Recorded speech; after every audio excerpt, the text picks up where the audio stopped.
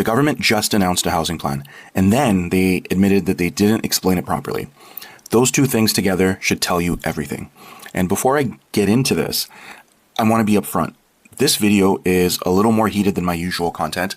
I try to stay measured. I try to stick to education and facts, but sometimes something happens that's too important to stay quiet about. And this is one of those times. And I'll say this clearly. This is not a political video. I don't care what party you support. What I care about is that you understand what's actually happening, because what's being sold to you as a solution, it isn't one. Let me be direct. There was a real estate bubble in Canada, and it hit nowhere harder than British Columbia and Ontario. During that bubble, developers kept building, kept adding units, kept pricing high because the market was hot and the money was good. And then the bubble cooled, and suddenly thousands of finished condos were sitting there at prices nobody was willing to pay. Right now in Metro Vancouver, there are over 4,300 completed condos sitting empty.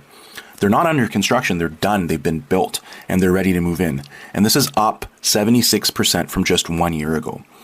That was a bad call, clearly, with the benefit of hindsight. And in a free market, you face the music for bad calls. As a developer, if you make a bad call, you should drop your price and you take the loss and you move on. That's how free markets work. That's how accountability works. But these developers, they don't want to sell at a loss. So instead of facing the music, they went to their friends in government, and their friends are showing up for them. Mark Carney and Premier Eby stepped in front of cameras and announced the government was purchasing over 2,200 of these vacant units, and they're going to convert them into affordable housing. They called it, and I'm quoting directly, the use of innovative financing tools. That's the phrase, innovative financing tools. What does that actually mean? And here's the answer to that.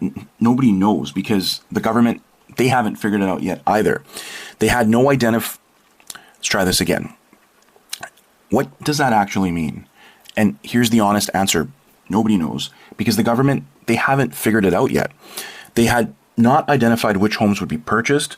They haven't defined what affordable actually means, and they've not disclosed what developers would be paid. They've not confirmed any financing structure. And when the backlash came, people started asking questions. Carney stood up and said the plan wasn't explained as well as it should have at the outset. Now, that's a direct quote from the Prime Minister about his own announcement. Think about that for a second. They announced a multi-billion-dollar plan that involves your money, the taxpayers' money, and they didn't explain it well. And now they're saying that the details will not come out until the fall. This isn't a housing plan. This is a press release to gauge your response, and it got away from them. Now, let's talk about where the money for this actually comes from. The government, believe it or not, and I'm surprised that the average person hasn't considered this, and this is why I'm bringing this up. The government, they have no money of its own. They don't create any money. Every dollar that they spend is either taken from you in taxes or borrowed against taxes that your kids will pay someday. So buying 2,200 units at current Vancouver prices, we're talking $2.2 to $2.5 billion. Carney said that they expect to buy at a discount. He also said that there are no specific transactions contemplated at this stage. So what exists right now is an announcement and a number, a promise that details will work themselves out. On top of that, $3.2 billion over 10 years to cut development charges for the same industry that's getting bailed out. And all of this is taxpayer money. It's your money. And here's what makes this genuinely infuriating. You're already stretched. Groceries cost more, gas costs more. The cost of living has squeezed regular Canadians for years. And you can't afford one of these Vancouver condos, but the government's going to use your tax money, and then it's going to turn around and then set up some rent to own for you. So you're going to be paying for it with your tax dollars, and then you're going to be paying for it again with your after-tax dollars.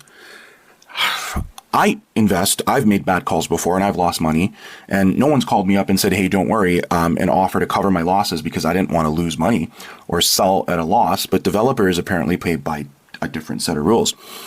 These units are going to get converted into affordable rent to owns, which means you as a taxpayer helped buy them, and now you get to buy them back from the government. with your own money. And again, after tax dollars, I just mentioned this.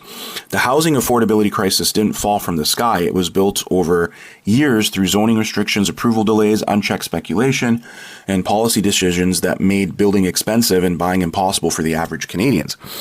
The system that created the problem is now spending your money to try and clean it up. And the developers who made the bad bets during this bubble, they get to walk away whole. This isn't a solution. Clearly, this is a bailout, and they're trying to rebrand it. Now, I want to walk through something because this is where it stops feeling like bad policy and starts feeling like something else entirely. There's a well-known figure in BC real estate, someone who has been one of the most prominent condo marketers in this province for decades. And he happens to raise money for the Liberal Party, and he sits on the BC Housing's board. And in the lead up to this announcement, he had publicly stated that he was working with Mark Carney on a housing plan. And it took a while, but then this announcement comes out, and the developers that he works with are among those who stand to benefit directly from the government stepping in to buy these unsold units. And now meet the housing minister who's going to be overseeing all this, Gregor Robertson, the same Gregor Robertson who previously hosted a $25,000 a plate fundraising launch alongside that same condo figure. Robertson is now the public minister responsible for this plan, and he personally holds over $11 million in BC real estate investments. So let's recap. A major Liberal fundraiser who publicly said he was working with the Prime Minister on housing, his industry gets bailed out. The minister overseeing the bailout attended a $25,000 a plate dinner with that same fundraiser, and that minister has 11 million plus of his own money invested in the same BC property market that is going to apparently get protected. And Carney's response when asked of developers' lobbies for this, he said no, developers asked him directly. That word, directly. He chose that word carefully because the condo figure in question had already said publicly that he was working with Carney, which means Carney knows what directly means and what it doesn't. One Liberal MP went on record calling this entire $1.5 billion program a cup of coffee. It's not even going to be, it's a flash in the pan. I'll let you decide what to make of that. So what does any of this actually do for you? If you're trying to buy, nothing changes. Prices don't come down. Ownership doesn't get more accessible for you. A real correction where oversupply pushes prices to where regular people can actually afford them, that's exactly what this type of thing would prevent.